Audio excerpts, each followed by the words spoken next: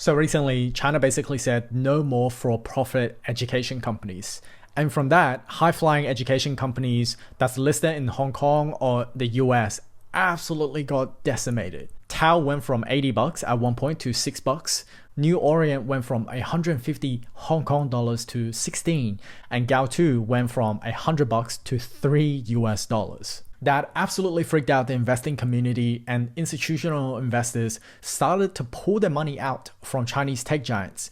And Tencent, Alibaba, Meituan, they all suffered a pretty heavy market cap decline in the month of July. So in this video, I want to share my perspective on what all of this means for retail investors, given that I spent the first 10 years of my life being educated in China. And towards the end, I'll talk about whether I'm going to keep my portfolio exposure in Asian countries. As usual, if you do learn something new, it will mean the world to me if you could gently smash a like button somewhere around here. And no, this video is not financial advice or recommendation to do anything. So without further ado, let's go. So the first thing I want to talk about is the education companies and why China is taking a stance against them. Now, this article by Bloomberg Opinion does a really good job in capturing the essence of that. And what you need to know is that after-school education companies can no longer be done for profit, nor funded by capital raising or allowed to go public on equity markets. So education companies in China will largely be a turnoff for institutional investors or venture capitalists. One of the main reasons China is taking a stance on this, and I think that this paragraph actually captured this really well, is that President Xi Jinping essentially said that he noted the industry's tendency to exploit parental anxiety, compare it to a chronic disease. On the one hand, parents want their children to be healthy and have a happy childhood. On the other hand, they are afraid that the children will lose right from the starting line in the competition for marks. This is another article written by Macquarie Group where they talk about education is one of the main keys to social mobility, and Chinese parents are actually willing to pay more for their children's private tutoring to improve their performance in such public examinations. Because if you do well to get into one of the really good schools, that really changes your life trajectory.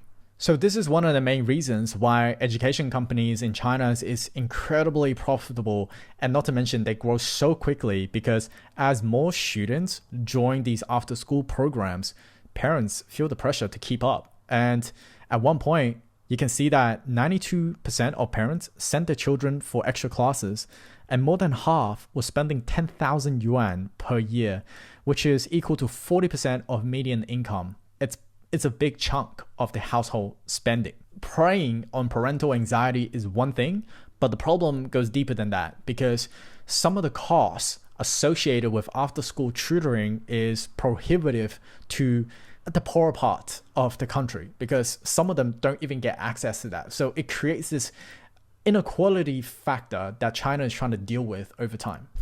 So let me put a couple of things in perspective. One of the biggest problems in China over the next decade is an aging population, and there is no babies. Not enough babies, that is. This is one of the main reasons why in May 2021, China announced a 3-child policy. But just because you are enabling people to have more children doesn't mean that people actually want to have more children.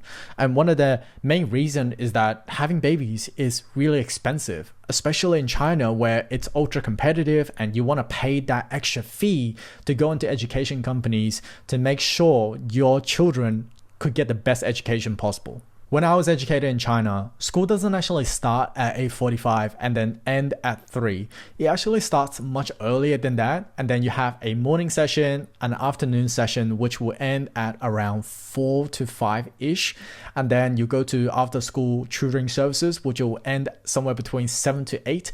That's essentially a day. You go home, you do your homework, and then you do that all over again for 5 days, and probably the weekends as well. So China taking action to ban for-profit education companies to try and lower the cost of after-school tutoring for everyone, and finding ways to give children some of their life back and actually enjoy their life.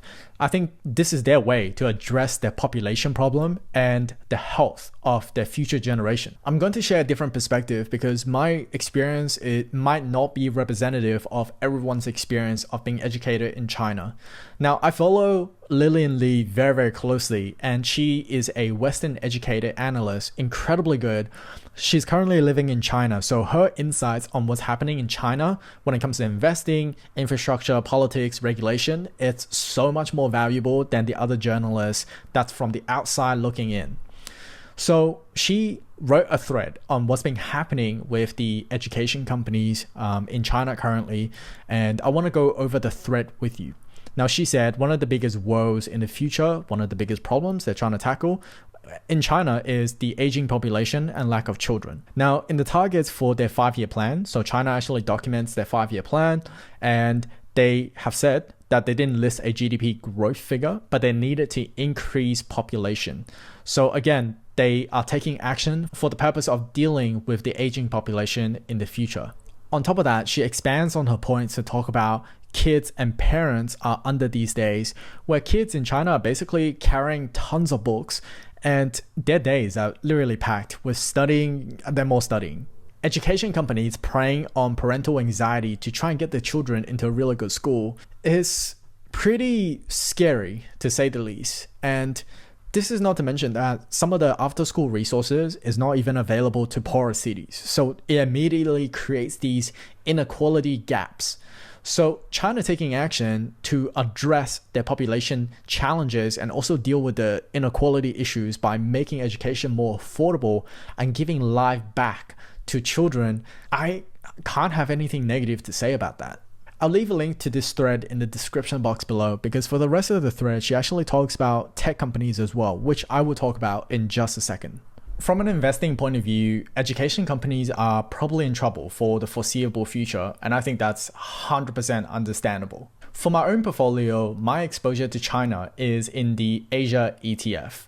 Before I allocated money to that ETF, I've done my due diligence long ago to know that there's just a teeny bit of exposure to education companies in that entire ETF, a very, very small percentage exposure. So when China did announce that education companies can no longer be for profit, I wasn't all that worried. What I was worried about is the broader implication to the Chinese tech giants. That's what I want to talk about next. Let's start with the Didi IPO, and then we'll talk about Alibaba versus Amazon. The Didi IPO was incredibly interesting, even though this is old news, and Didi is essentially the Chinese version of Uber. As a matter of fact, Uber China actually lost the battle, and Didi actually bought them out in the country. Now, the facts were Didi actually raised $4.4 billion in the second largest debut by a Chinese corporation in US history, and then 2 days later, the watchdog, the cybersecurity watchdog in China,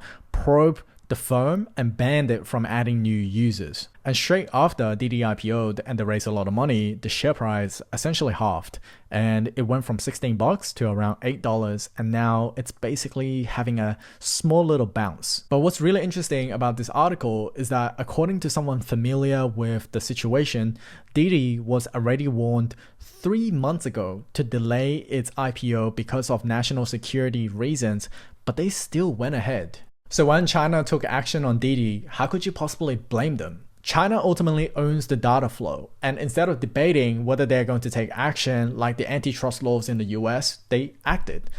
And as an investor, I acknowledge that if I want to have exposure to Chinese companies, there is a different set of rules that I need to learn. And instead of trying to think about investing from a Western lens, I need to learn that set of rules. When it comes to the broader crackdown on tech giants like Alibaba and Tencent, this was a dedicated article that was written by Lillian Lee that if you're interested, I left a link in the description box below. Now, most people actually don't know about this, but Tencent and Alibaba is so big and so powerful that they prevent their consumers to use the competitors' products. Let me give you an example. Tencent owns WeChat. And WeChat, there's a function called WeChat Pay, which is basically like a service where you can use your WeChat account to pay for things. And you can't actually use WeChat Pay to pay for any of the service in the Alibaba ecosystem. So if you're trying to buy anything off Alibaba, you can't use WeChat Pay. And similarly for Tencent, if you're going to use Alipay for anything, you probably can't use it to pay for any of the servers within the Tencent ecosystem. That's how big and how powerful these internet giants are. On top of that, what's really scary is that in the West, small companies, startups can actually buy ads off social networks like Facebook and Google to get new customers because they rely on advertising revenue. But in the East, in China, since Alibaba and Tencent don't rely on advertising revenue like Google and Facebook, entrepreneurs who want to start their own business, it's not going to be that easy for you to buy traffic off different networks to try and generate new customers. It got so scary how big these internet giants are. Some entrepreneurs or small companies were afraid that if they don't take investment from Tencent or Alibaba, depending on the company, their product, their content might never surface on the social media platforms that Tencent owns or Alibaba owns. So China taking action to regulate is acknowledging that these internet giants are way too big, way too powerful, and them opening up the ecosystem to allow for competition to flow more freely, I think it's an absolutely great thing. Again, instead of debating for years and months whether they're going to take action or not, the East is very decisive and they take action incredibly quickly. But if you're asking me whether the internet giants are going to suck from here onwards, here's what I think. Companies like Alibaba, Tencent, and Baidu are true competitors to the US tech giants like Google, Facebook, and Amazon. I really don't think there are other companies that would even come close to that. If China end up overhurting the tech giants, they're also hurting their own ability to compete on a global scale. The final question is, do I feel comfortable enough to own individual companies like Alibaba compared to the US company like Amazon? So to understand whether I feel comfortable enough to have an individual position in Alibaba, I think a really good place to start is actually look at the fundamentals of Alibaba. They are currently trading at $195 per share. And when we look at the historical financials for Alibaba, you can see that from 2018 to 2019, they actually grew the core commerce business units by around 51%. And between 2019 to 2020, they grew their core commerce business units at around 34-35%. Now, I'd like to remind you that Alibaba is a massive company. To be able to grow at 35%, still incredible. So when we look at the historical financials, you can see that Alibaba's core commerce between 2018 to 2019 grew at around 51%, and then from 2019 to 2020 grew at around 34%. I'd like to remind you that this is a massive company. To be able to grow your core business lines at 34-35% is still very impressive. Outside of the core commerce, you can see that cloud computing is still growing really fast, but it is slowing down, but not as much as some of the other business units. When it comes to Chinese e-commerce market share, you can see that Alibaba from 2013 to 2016 had a very dominant position. 3/4 of the e-commerce market share is basically owned by Alibaba. But over time, this was competed away to around 62% in 2019. And that's mostly because of specialist competitors like JD.com and Pinduoduo. Now, JD.com is very much focused on clothing, shoes, so they can craft an experience dedicated to that. And similar to Pinduoduo, which is focused on agriculture goods. Right now, Alibaba is trading at a forward EV/EBITDA of around 16. And historically, they trade at a 21 times. So you can argue that this is a pretty hefty discount. But when I did my discounted cash flow model on Alibaba, I increased the discount rate from 10% to 15% because of the regulatory risk. And I gave them a very reasonable set of assumptions.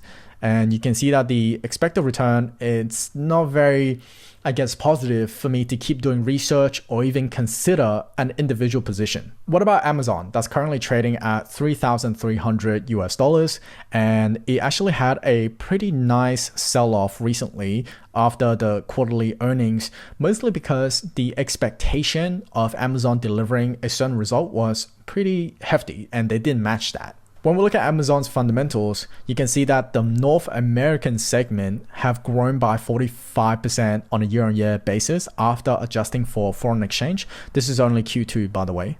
And then when we look at international, it's actually down 53% adjusted for foreign exchange. And again, this is only for Q2.